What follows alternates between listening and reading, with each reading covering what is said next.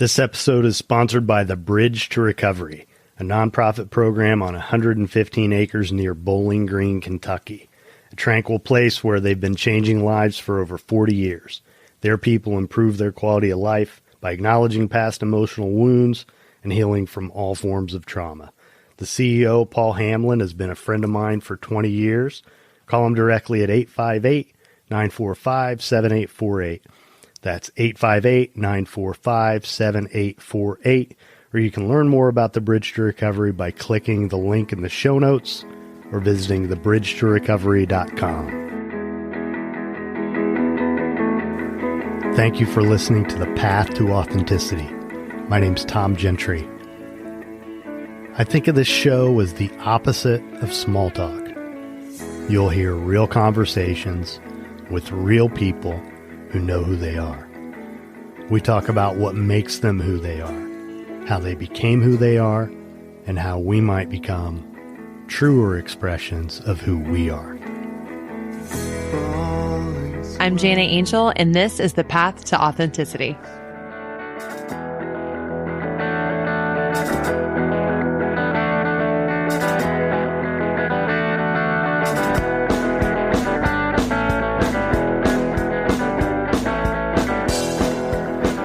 I'm Tom Gentry. Thanks for listening.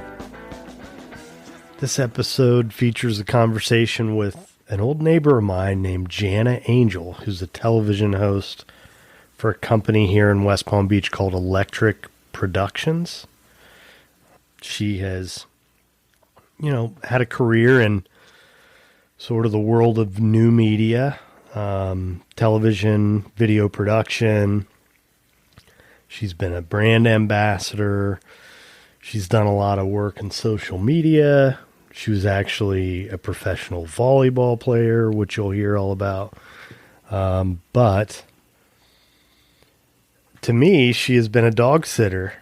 She and her boyfriend, Chris, are, they're a couple really nice people. They've been great to me, and they've helped take care of Caesar, my dog, when I've been traveling on business. And so we've gotten to know each other a little bit. And Jana and I ran into each other at lunch a couple weeks back. So I asked her to be on the podcast, and I'm glad I did. We had a great conversation, and I hope you enjoy it. Jana Angel. And by the way, my dog shows up in this episode. You hear him kind of whimpering, which he does quite a bit. He's like the most loving dog you could ever imagine. So when he finds somebody who he gets attached to, he really, he wanted her attention throughout this entire interview. So you hear him in the background kind of whimpering. We're not torturing him, just to let you know. But anyway, here it is, my conversation with Jana Angel.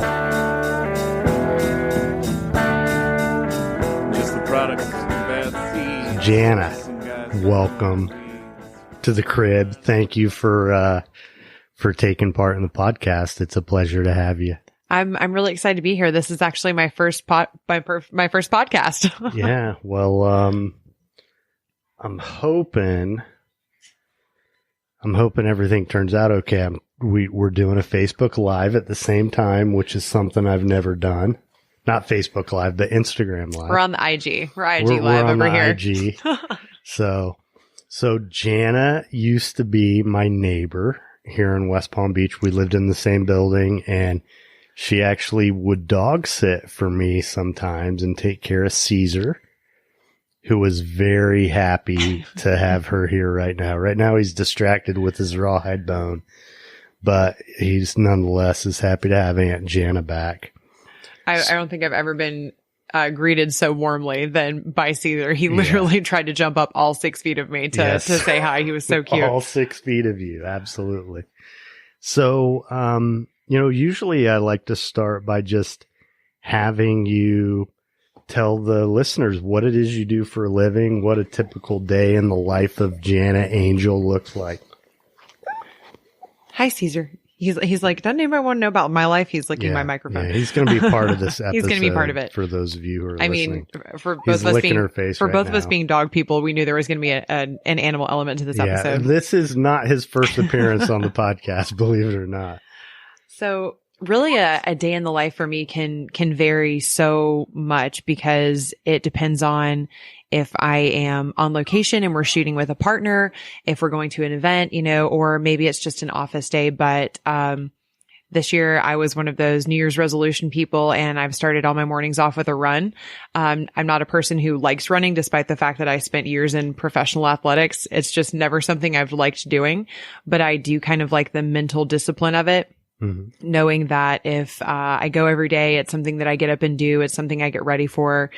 And it just kind of starts my day off right. A lot of times my business partner, Liz Plummer, will go with me and, it's just a time for us to kind of clear our brains and we get new ideas and, get inspired and get outside. We live in West Palm Beach, which is such a beautiful area. And sometimes you just get tied to your desk or you get, tied to doing whatever you're doing and you kind of forget that there's a whole beautiful world out there that you can enjoy. So, we like to start our day off, with something that's physical, even if we're on location. We'll take our running shoes with us and just go and experience wherever we are. A lot of times when we are on location, we get up and we, arrive on set early so that we can meet our partners. And it's always fun meeting people who have, been part of our lives for months and months. And we finally get to put a name with the face and, meet them and see their facilities or see their product in action or whatever the theme of that day is. And, then we just get to work. We always travel, the Three Musketeers. It's, myself, Liz Plummer and our videographer, James Desier. And we have, I think we hit 10 states in the first month this year. Wow. I mean, we were everywhere. So this time has been a career change for me. So my day in the life in 2019 is very, very different than my day in the life of 2020. But it's kind of my dream day in the life. I'm hosting, I'm working in digital media and digital broadcasting and storytelling a lot like you, Tom, just really finally getting to do exactly what I've felt like I wanted to do for a while. Mm-hmm. So tell me about your company. So our company is Electric Productions, and we are a full-service media production company. We have 2 shows under our umbrella, Trending Today and Living Local.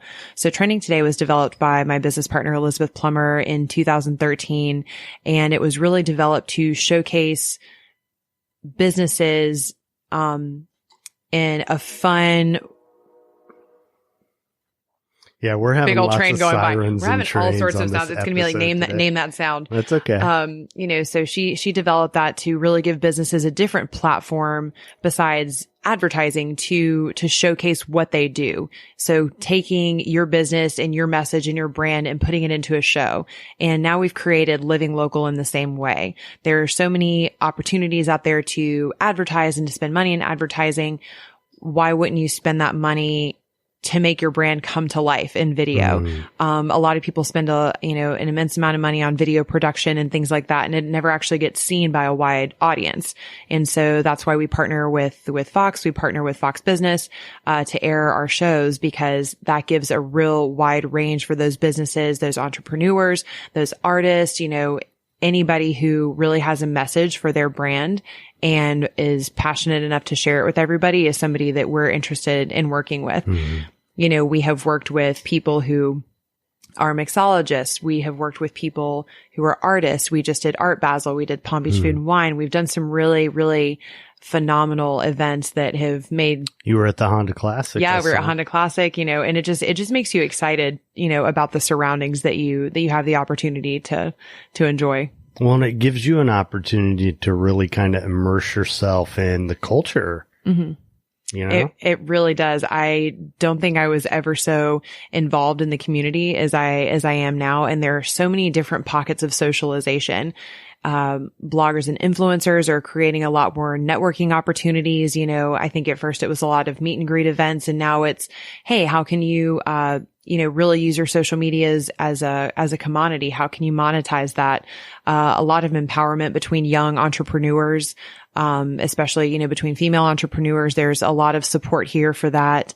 But, things like Young Palm Beach Chamber and, business owners that are looking to a younger generation to say, hey, how can we help you be successful?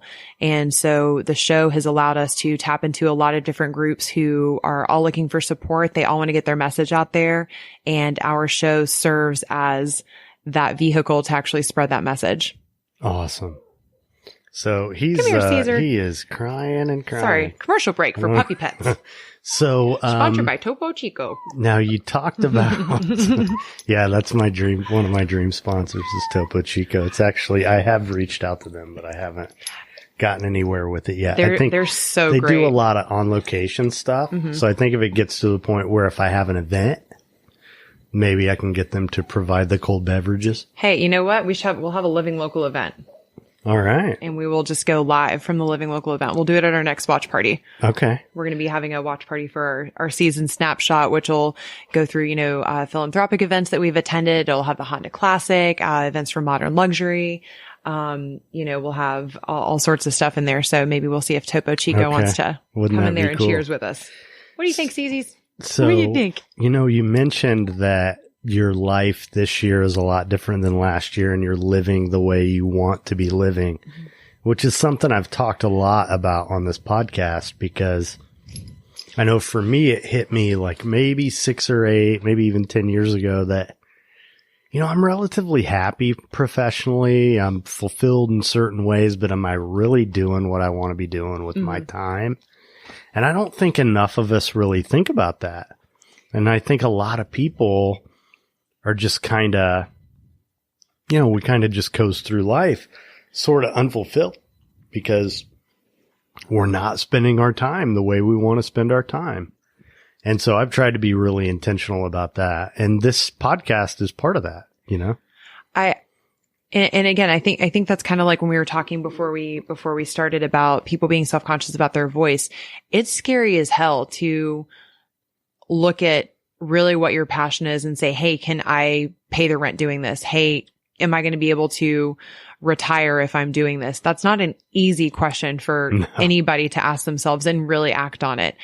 I mean, I'm very lucky that I was in a position where, at the end of the day, if I'm out on the streets, like it's just me, like I don't have children, I don't have necessarily those same responsibilities as a lot of people would have.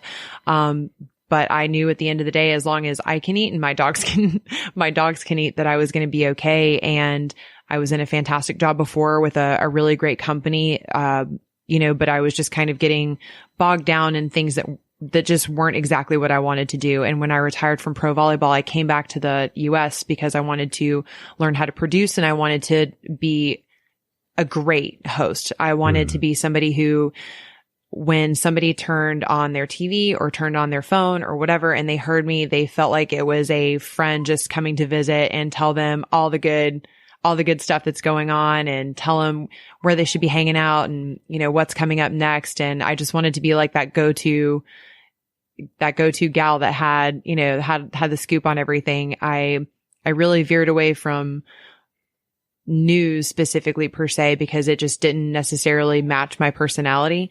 I enjoy life. I enjoy having fun. I enjoy making people happy. And so that kind of lifestyle and entertainment and storytelling really spoke to me. But really in 2019, I just told myself, I said, I really want to be doing exactly what I want to do by, when I'm 30. And so before I turned 31, I had completely switched careers and, I had moved and I just, did everything you probably shouldn't do all at one time. I basically just like flipped my whole life pancake over at one time because, why the hell not? Yeah. Well, I mean, the question that I began to ask myself a couple years ago is if I'm not going to do this now, when am I going to do it? Exactly. And the stars are never going to all just align. Right. Nothing is ever going to be perfect. That's something my dad always said. He was like, don't ever wait for the perfect scenario. whether that's to, don't wait for the perfect scenario to have kids or to get married or to switch jobs or to do this, because there's always going to be I'm waiting on this. Oh, well, this has to come in. Like there's always going to be 100 reasons why life can talk you out of doing exactly what you want to do.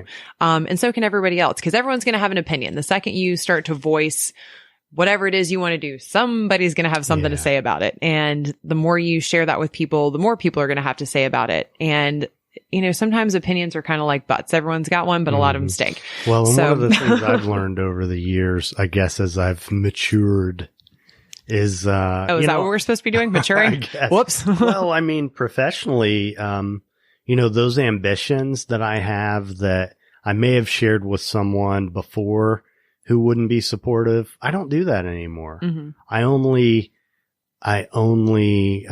go to people who I know have my back when it comes to that kind of stuff, because I don't need it.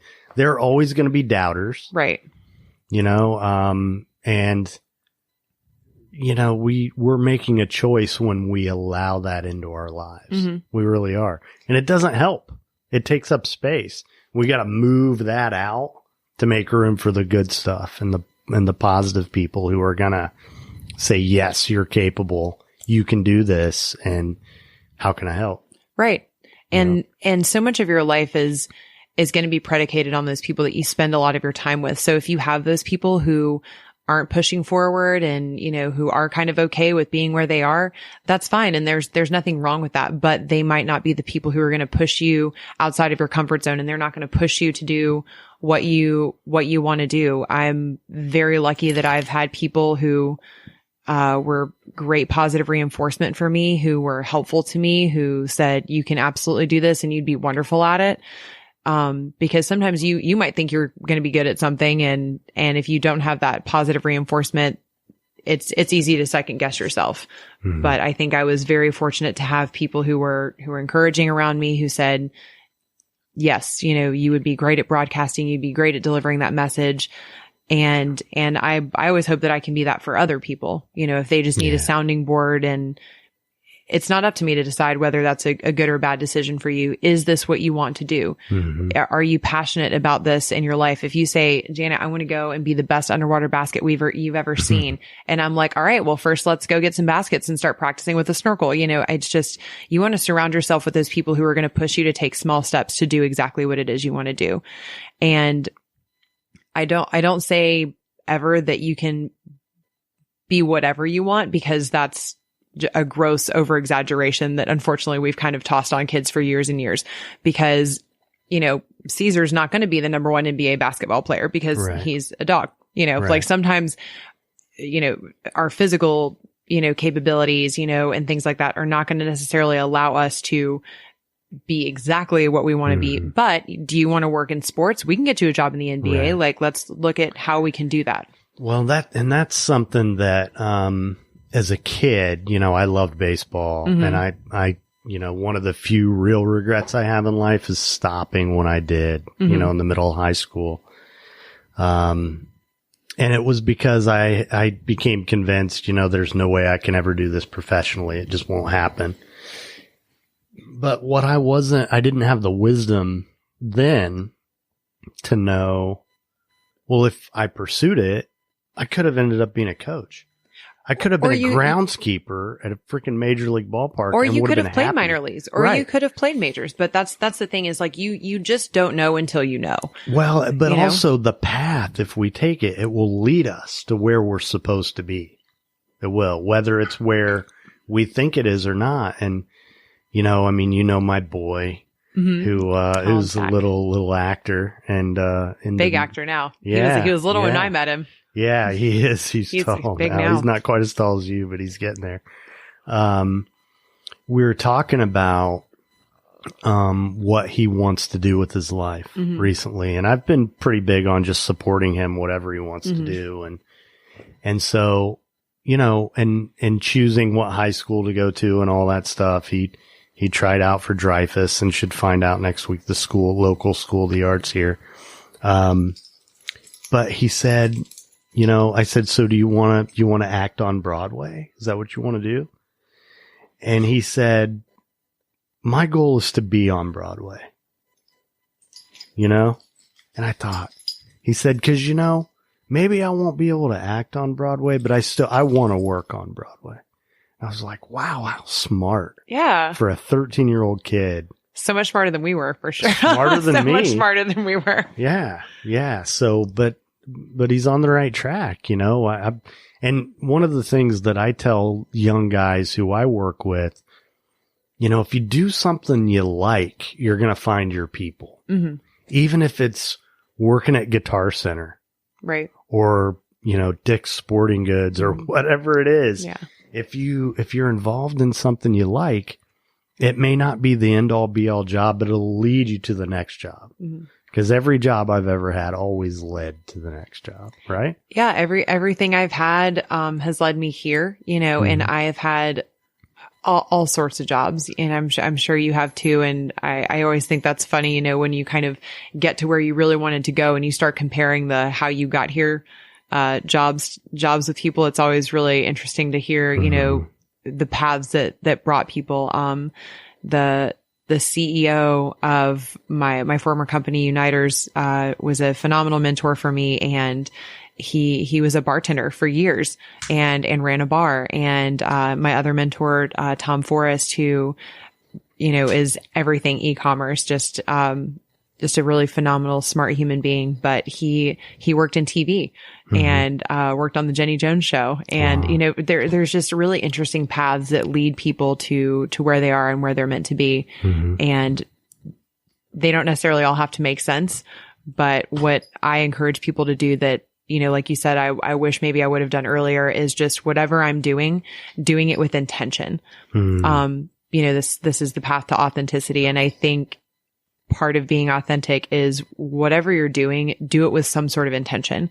So even if that intention is waking up on time with the intention to get dressed and go outside and get on your run, or that intention when you were cooking is to execute a recipe. But I think a lot of things I did, growing up were, somebody told me I was supposed to be doing it. I assumed I was supposed to be doing it. I'm following, or, as many times as I was told is, you're a smart, young, independent woman. A lot of times I was kind of following whatever we're supposed to be doing. Right. I'm just trying to be the best at doing whatever I'm doing. But in doing that, be the best what? Be the best volleyball player, be the best sister, be the best daughter, be the best what? When at the end of the day, all I really needed to do is, what intent am I going to have with my day to be 100% of the best Jana that I can be? I had a coach that always said, I'll only expect 100% of who you are that day, because sometimes we are sick, sometimes we are sad, sometimes we have extra energy and we can be 110%, and sometimes we're just not. So instead of beating yourself up when you're not 100% every single day, expect yourself to fulfill that 100% of whoever you are that day. And I always thought that was really, really great. Just be 100%. I got that from yoga. Yeah. Be 100% of who you are that day. Because, you show up on the mat, one day you might be really flexible and be able to pull off some pose. And then the next day you just can't do it. Yeah. Your body is yoga just used to infuriate me until somebody brought that to my attention, But it's all about accepting yourself, And I thought that was so much crap when I first started yoga, because of course I'm seeing, people beside me and they're, twisted up like, just all in pretzels. And I'm just like, okay, and how we stretched in volleyball. And the teacher could tell I'm trying to beat the people on either side of me. And she's like, stop looking over there, look over here. And I'm like, then how am I supposed to know what everybody else is doing? And she's like, that doesn't matter. I needed to do yoga in a box. But at the end of the day, it matters, but it doesn't at the same time. You have to be aware of your competition. You have to know what other people are doing. I completely understand that. But it's just like when we started this show, all of a sudden we were like, does everyone and their mom have a show with a vibe of kind of what we're going for? And we're like, you know what? If everybody does, go right ahead, because we know what we're producing. We know what we're creating. We know how much work we put into it. And that's okay. And it's okay if you do have great competition. Other people who are in the same vein as us have become some of our best collaborators. It's just kind of interesting is when you really focus your intention on what you're doing and what's going to make you the best, all that other stuff just kind of naturally falls away. You're not telling yourself every day not to worry about it. It just kind of floats away. Mm-hmm.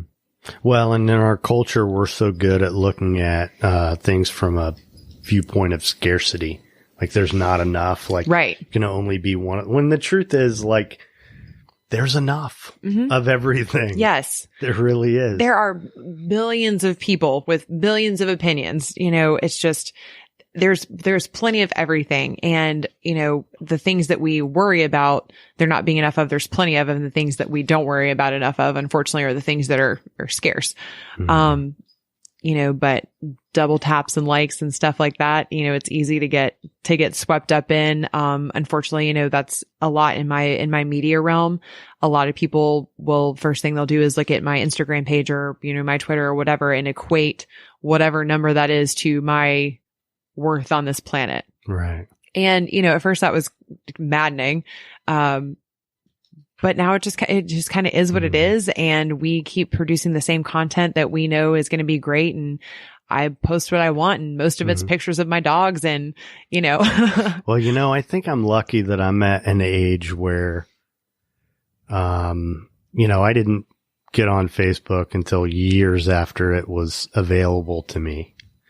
And it's really like the idea that someone would get like a boost of self-esteem from a whole bunch of likes is a little bizarre to me.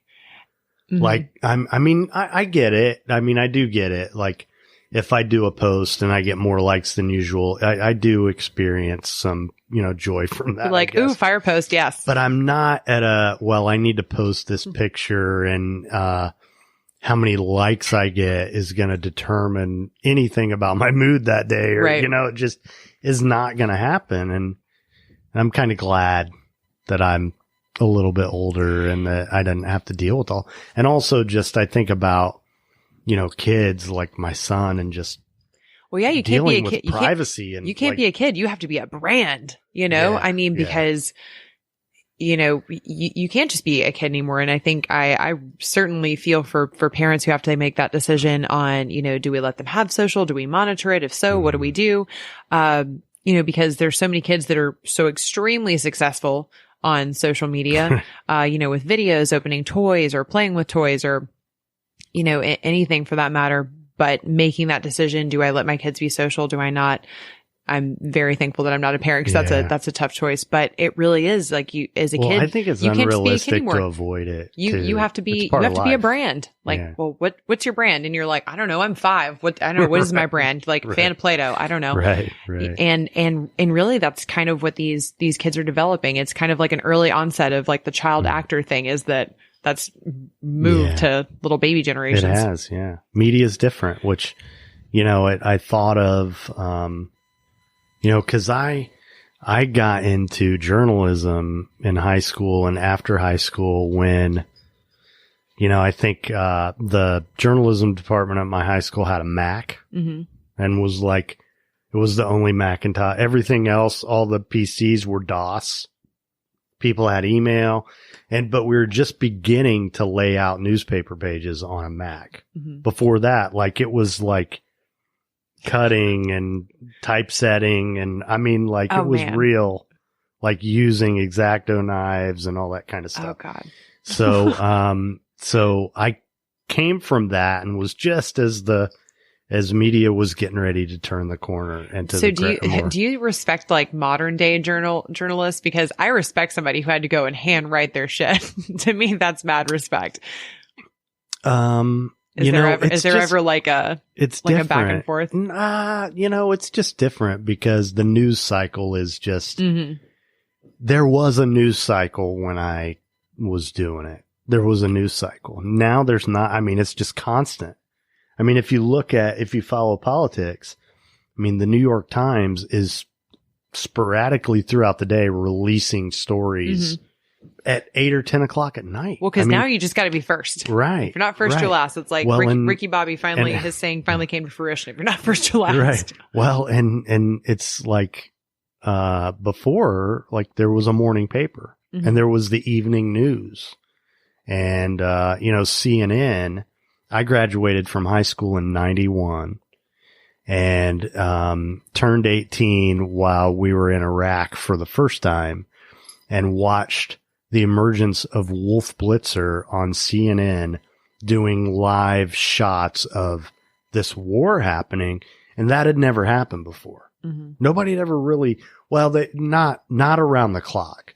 I mean, people did stuff obviously on location in Vietnam and all that, but this was around the clock. Like you could watch the war live on TV. Right. And now we expect everything to be live. Right. And I don't think, so I think being a journalist is different now.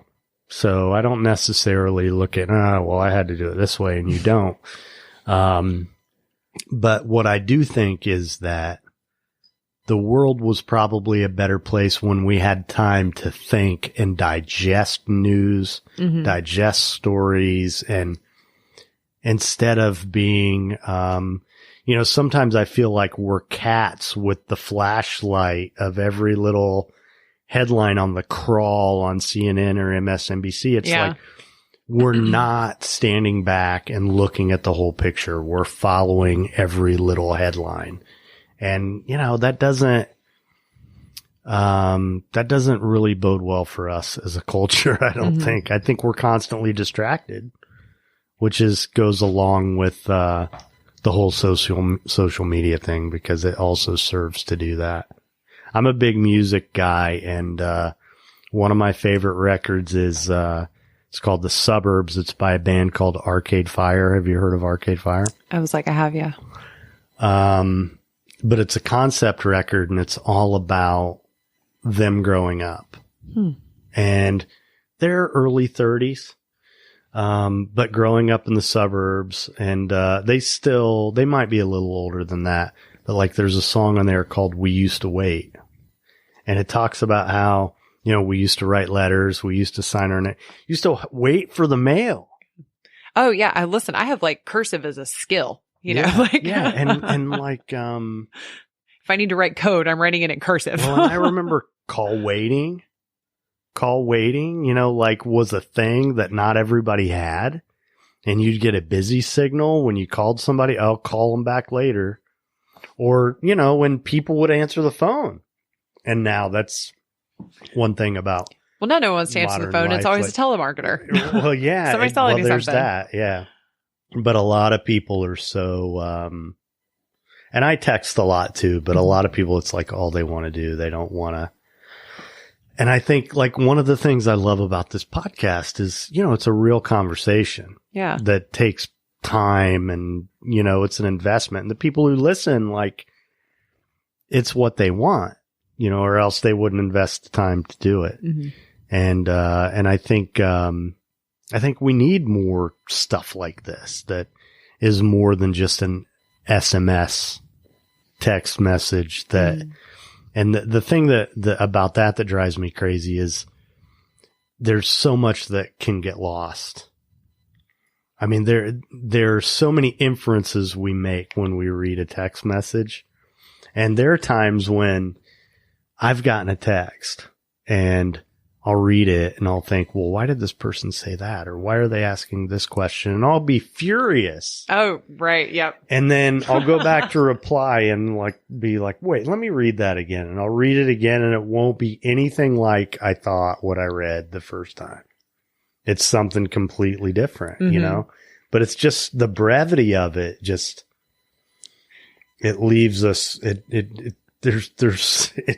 it's not great. It's like the worst form of communication ever. Really. It kind of is because, if you took the time to send me a text or whatever and you typed out a sentence because especially I feel like in dating, it's all about like, nobody's blurb can be bigger than the last text or whatever that you sent. You sit there and you take the time to write something out and somebody just replies back, okay. No, boom, no. Yeah. So, well, there's okay. And then there's K, which is, that's just rude. That's, I'm coming over to your house and I'm going to punch you. Yeah. That's no. But it's so funny because to us, that comes off so rude. And on the other end, somebody is probably just busy. Right. And they're like, okay. Well, but then also, so first of all, if I say okay, K, it's because I'm like, K, I'm done with you. But it's all such a, crazy mental masturbation because, the word okay is, a brief form of all right or whatever. Yeah. But if I said to you, I was like, okay, you'd be totally fine with that. If I text you, okay, that's what you hear is okay. Yeah. Yeah. I mean, but that's but the if I text thing. you, okay, emoji. Yeah, well, and then there are emojis. It's like communication has just changed so much. But I think your decision to not go with news, I mean, people my age don't watch the news, really. Most people my age don't watch the news, I don't think. People your age, definitely, that's not how they consume news. On television, not really. No, we consume it through Twitter. Right. I would say news is mostly through Twitter. So what you chose to do was to be relevant. Well, thank you. That's really good to hear. I want to be the fun stuff. I know that sounds maybe like an easy way out. Come here, Caesar. So just so everybody knows, this whimpering that's going on is because he loves Jana, and right now he's reaching up to me and licking me and stuff. He just wants attention. Cheesies. We're not torturing him or anything. He's like, excuse me, nobody's pet me in 4 seconds. Yeah, yeah. Come here, Bubby. Come here. Yeah. Hey, Bubby. So, so you want to do fun stuff? I do. And it's not necessarily like flippant stuff. What I'd really love to do is, really become a great storyteller. Right now I do a lot of, we do events and we do kind of short spurts at places. And what I really want that to develop into is, deeper profiles on the events that we're doing, on the people that we're doing. We want to really expand that so that we have time for that storytelling. Maybe not like a 60-minute Stark sit down, but I want to be able to go with people to their hometowns and let them show me around. And hey, this is why I make the dishes that I do in my restaurant, or this is why I play the music that I play. This is the first venue that I've ever played. And one day I want us to be big enough to encompass that. So your hometown is? My hometown is Rock Hill, South Carolina. Rock Hill, South Carolina. And you mentioned that you played professional volleyball in France, right? I did, yes. And then, so what was your childhood like? It was full of sports. My dad was a basketball player and a multi-sport athlete in high school, but he played basketball in college and then played professionally overseas, which I think is why I had such a bug to travel. And, my mom played, softball. She was a cheerleader. She actually also played football. She took me to football camp, actually. I won like a John Casey football camp. I remember when I was little and I got to go play at Panther Stadium, and I was the only girl in a camp of like 400 little middle school boys. I bet you held your own though. I did. I was so excited to go. And it was just so funny because, all the boys are there with their dads and I show up with my mom and it was just great. But it was full of sports games and ballet recitals and very patient parents who were willing to haul 3 girls back and forth to volleyball, basketball, track, tap, ballet, jazz, lyrical, horseback riding, You were busy. We were busy. I didn't know that other kids didn't grow up with a paper calendar on their fridge with highlighted schedules. Yeah. My dad built his own business with his father, and he was very busy, creating a great life for us. And my mom was head of every committee. I just remember her always planning parties, planning events, and it wasn't just like, hey, let's have some balloons and streamers. To this day, I can't put peanuts in a bowl without looking for a doily, or we got to have greenery, or we got to have sliced berries. There's just, I've been to a party of yours. You put on some pretty good. I remember the toga party. Oh yeah, you came to the toga party. The toga party. That was and great. Caesar made an appearance. Caesar at the came to the toga party. And there's a great Instagram photo from that. On his that was pretty Instagram fantastic. Feed. Yeah.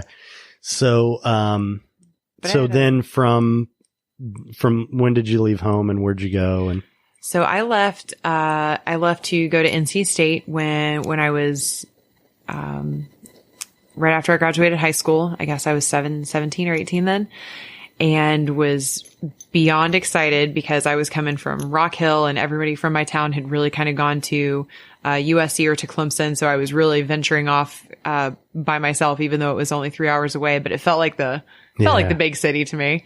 And Raleigh was a phenomenal place to go to school.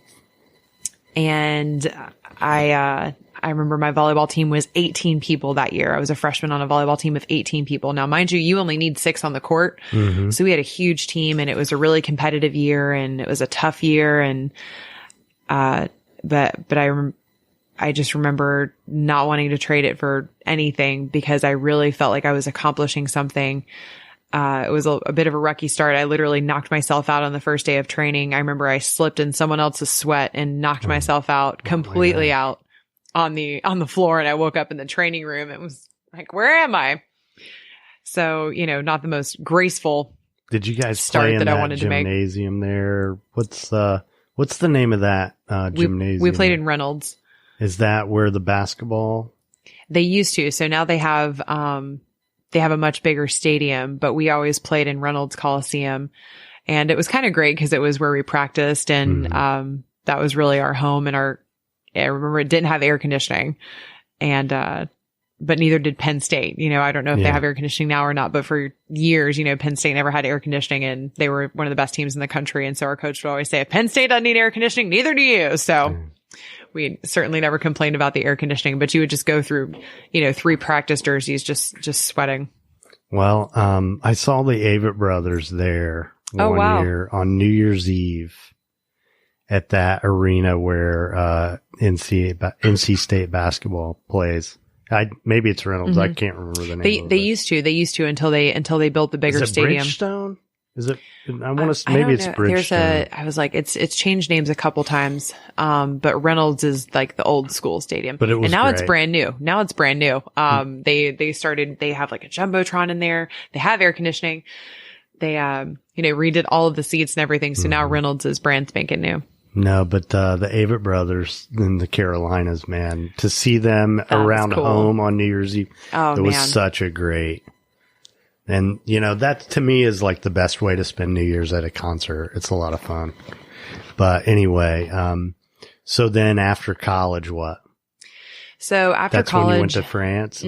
After college, I attempted to get into media broadcasting, and the issue that I found was that I had no reel. I really had no portfolio. I had a passion, but I had no portfolio. And so passion wasn't getting me too far.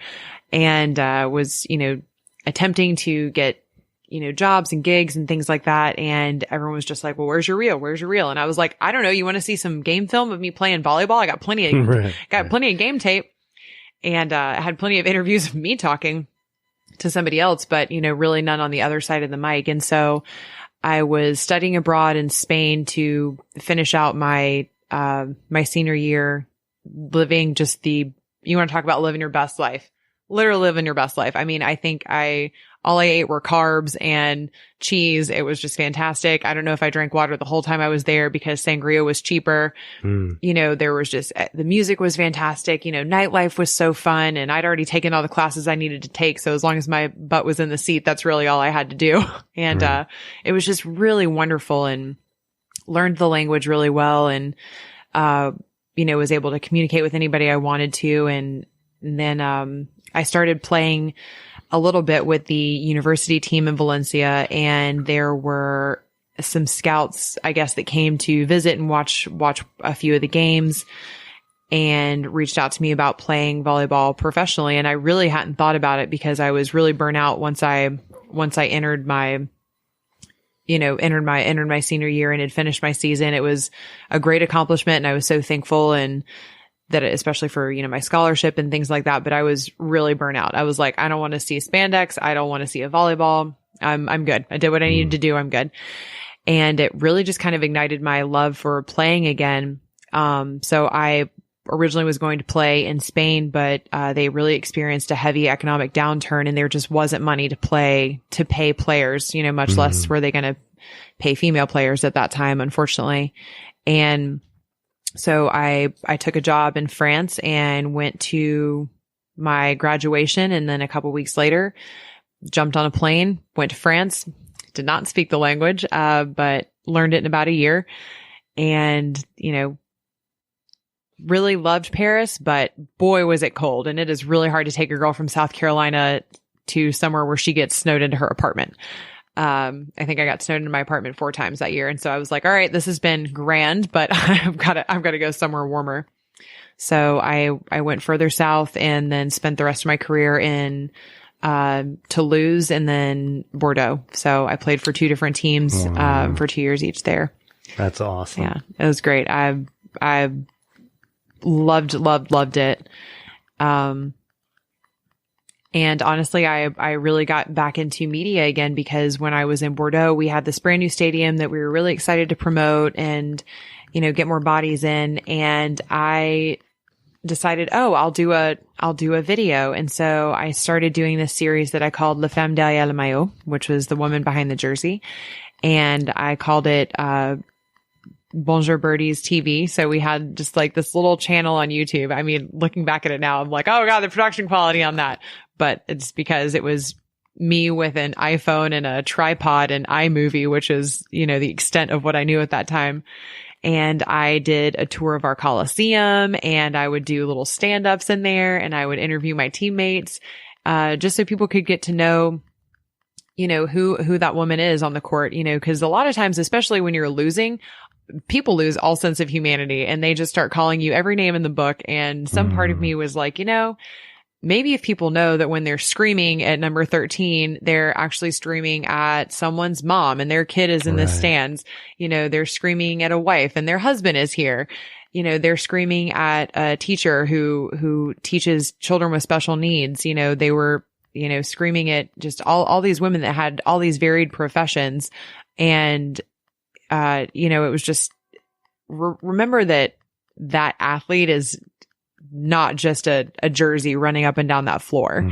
That is a human, that is a person, and it's just kind of weird because it's something that people bet on, that people pull for and this, that, and the other, like they do with racing and horses and animals. And it just sometimes seems odd, when people get so hyper emotional about this game that we are playing. And I always like to remind people that player, that number is a person, and they have good and bad days just like you. Unfortunately, instead of, you who have, a few people who depend on you and people who might not like it if you're having a bad day, they have all of America in multiple countries mad if they lose and they have a bad day. If they miss a shot, it's going to be in every media publication known to man.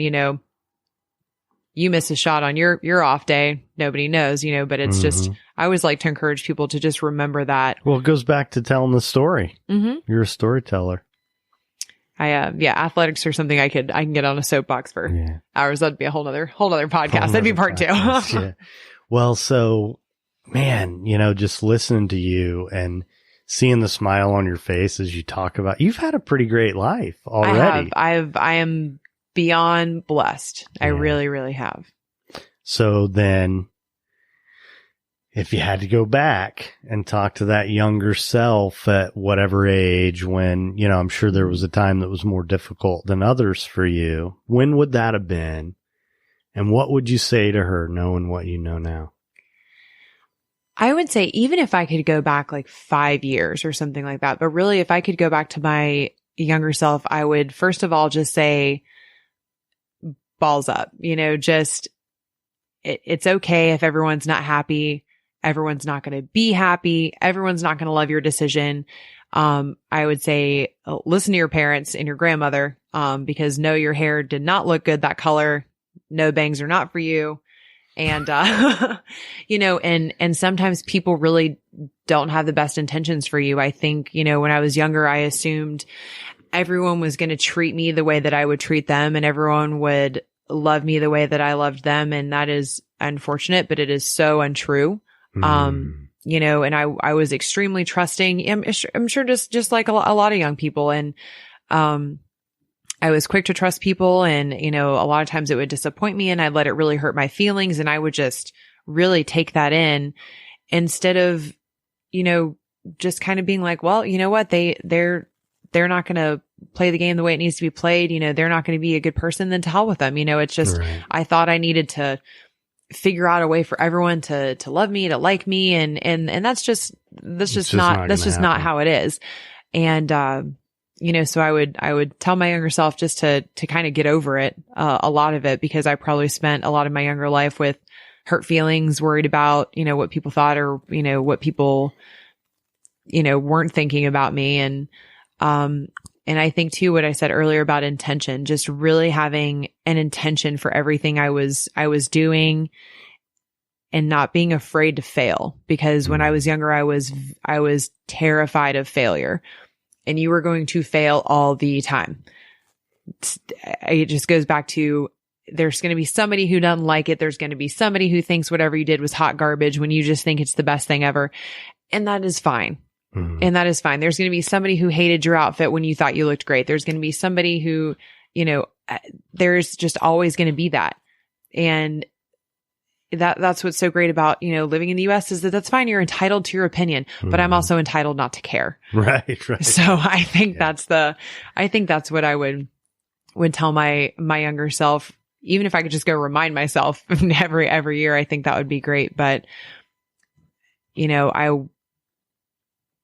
I'm proud of my younger self that I was always a really good friend to anybody that needed it. Cause I think that's something that you have a lot of control over. You don't have a lot of control over what happens to you, but you have control over your reaction. So even though I kind of, in retrospect, wish I would have told a few people to, go fly a kite, those people can never say that I was unkind to them.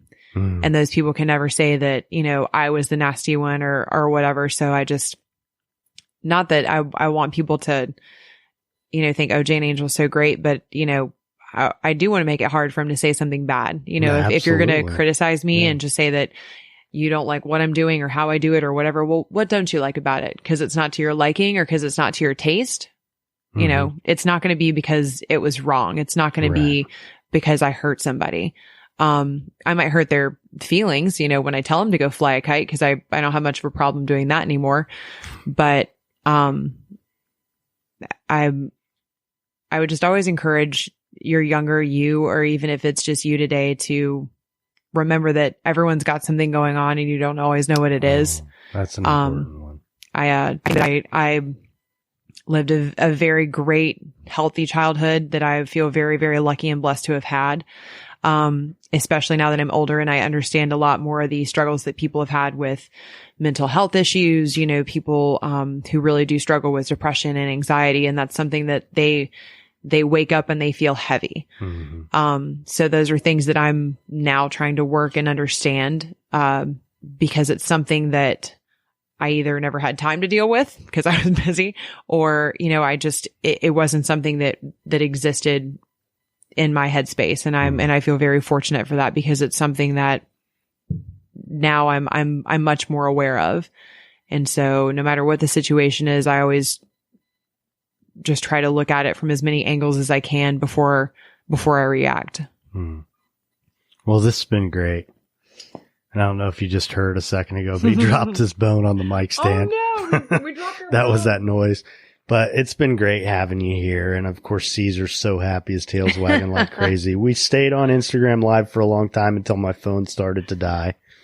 I know. I think we got kicked off of IG. Yeah, maybe 20 minutes ago. But too much fire for the gram. Yeah. But anyway, I really appreciate you coming. This has been a blast. Well, I just loved being here. Good. Well, we'll have to get you come back. Here. Yeah. We'll do part 2 for sure. Absolutely. All right. Well, thank you. Thanks, Tom.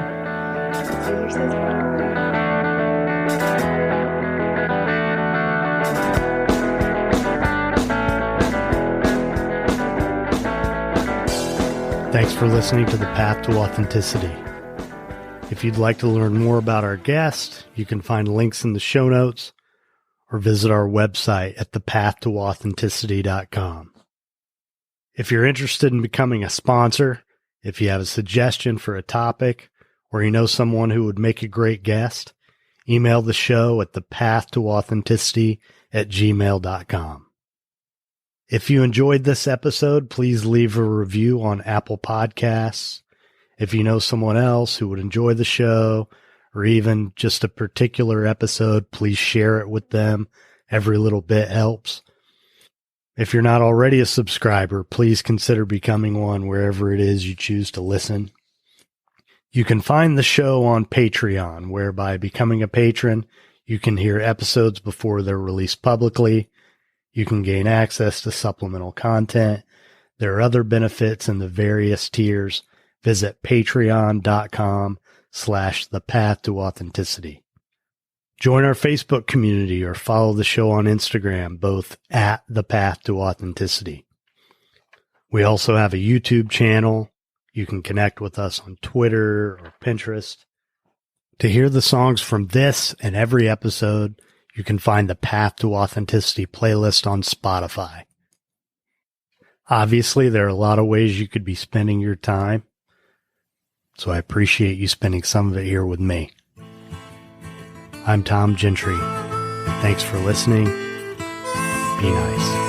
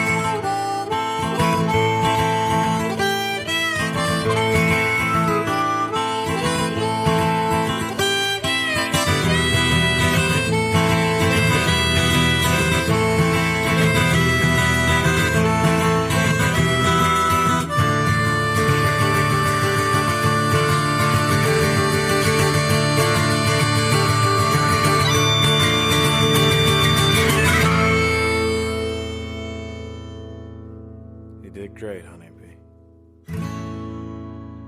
The Path to Authenticity is powered by Equivox. For digital marketing and web design services, visit equivox.com.